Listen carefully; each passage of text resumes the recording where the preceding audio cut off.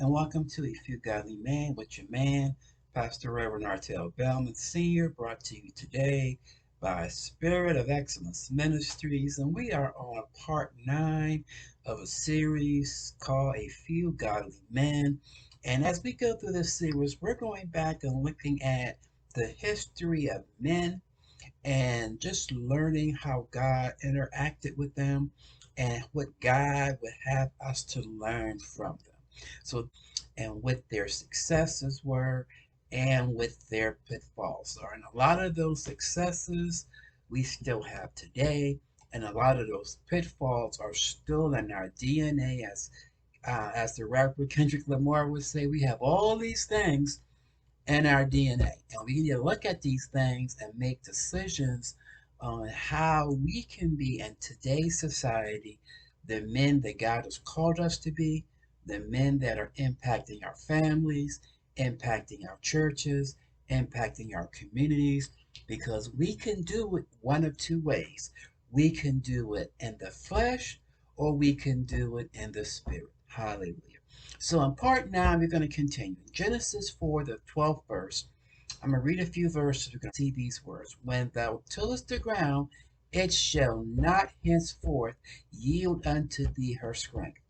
A fugitive and a vagabond shall thou be on the earth, and Cain unto the Lord, my punishment is greater than I can bear. Behold, thou hast driven me out of the land, out of this day, and out of the face of the earth, and thy face shall I be hid. And I shall be a fugitive and a vagabond in the earth, and it shall come to pass that everyone that findeth me shall wish to slay me. And the Lord said unto him in the 15th verse, Therefore, whosoever shall slay a Cain, vengeance shall be taken on him sevenfold. And the Lord set a mark upon Cain, lest any finding him should kill him. So let's look at this. There's a lot of things happening here. And from episode 8, we identified that Cain, who went through boyhood, went through malehood, boyhood, and manhood, had got to a point where it was time for him to make a sacrifice unto the Lord. The sacrifice that he gave was not accepted to God because it wasn't his best. It wasn't a good decision, and when he served up to the Lord, being a farmer, and Cain was jealous of his brother, and he slew his brother because of jealousy, anger, and depression.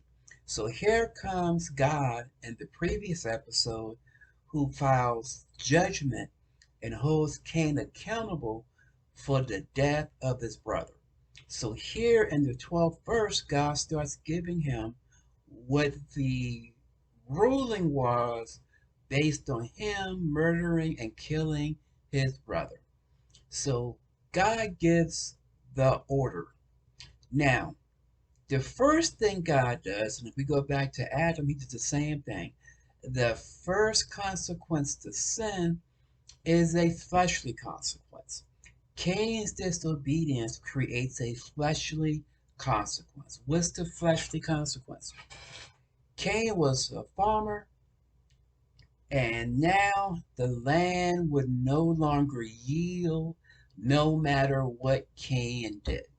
So Cain took the generational occupation that God gave his father Adam. And remember, God told Adam that now you will have to work by the sweat of your brow for the earth to yield to you.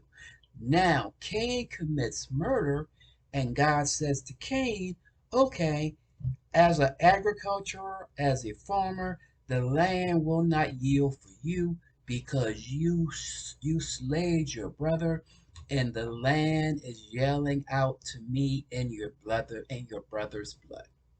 So once Cain's disobedience came up, the fleshly consequence was you will no longer be able to produce the harvest from the land. Then Cain's disobedience came in an authority consequence.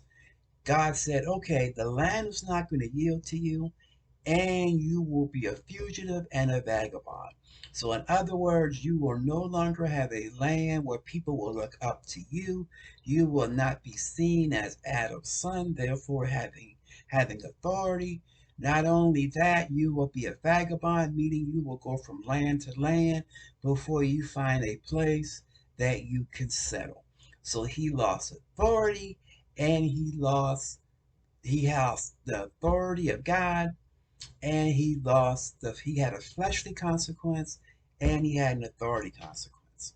Now, in the midst of this, God also shows up, because God does not put on us more than we can bear. Cain says, hey, I cannot take this punishment, because others will see me, and they will judge me, and they will kill me because I killed my brother. And here is when God's consequences to Cain came.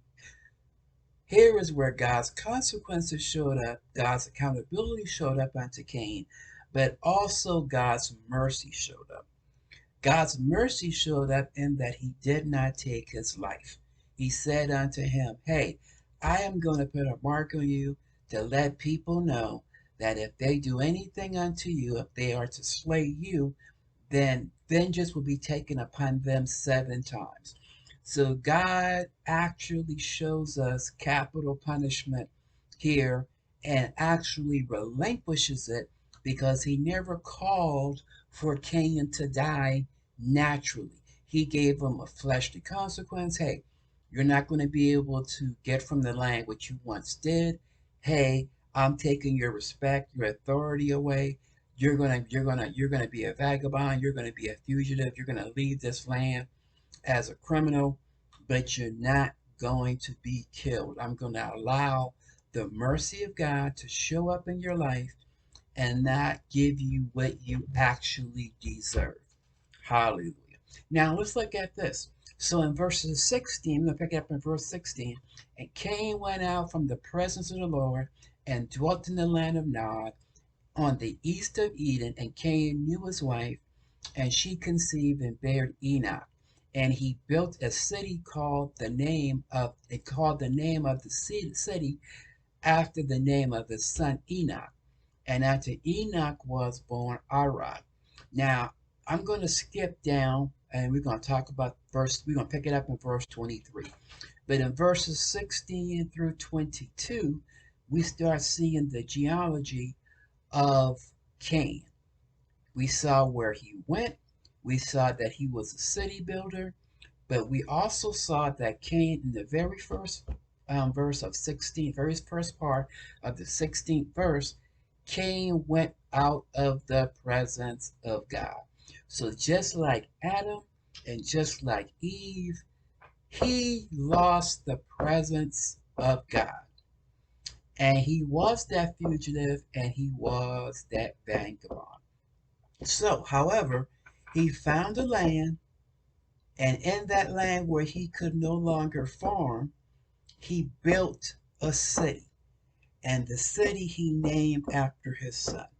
So the results, like Adam, was he lost the presence of God, but God gave him the ability to build a city. Okay. Now, out of that city out of that city came generation after generation, son after son, wife after wife, and the city grew. Now, what also grew were positions that developed in that land. If we go through the verses, which we don't have time to go through, you will see that he had sons. His sons had sons who had brothers, who had daughters, and all of a sudden there were more than just the builders and the farmers. Couple positions created out of this. Cattlemen came, because if you remember Abel was a sheep herder. So now in the city and in the land, we have cattle herders, we have musicians who are on the harp and the organ, we have workers of iron, which was iron and brass. So all of a sudden, we now have in this process over time, generation upon generation, we have the shepherd, we have the farmer, we have the builder of the city, we have the builders of iron and metal and brass, we have the musicians that come into place, which is what's on the harp and on the organ. We have tent makers, we have cattlemen. So here is where all these occupations are developed and processed. So while all of this was going on, remember, Cain was a murderer who was marked by God, who was still able to build a city, who was still able to produce children, who was still able to create multiple positions or occupations because the land would not produce for Cain because Cain was was fulfilling the negative consequence of killing Abel.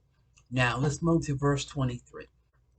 In verses 23 and 24, we see something that happens.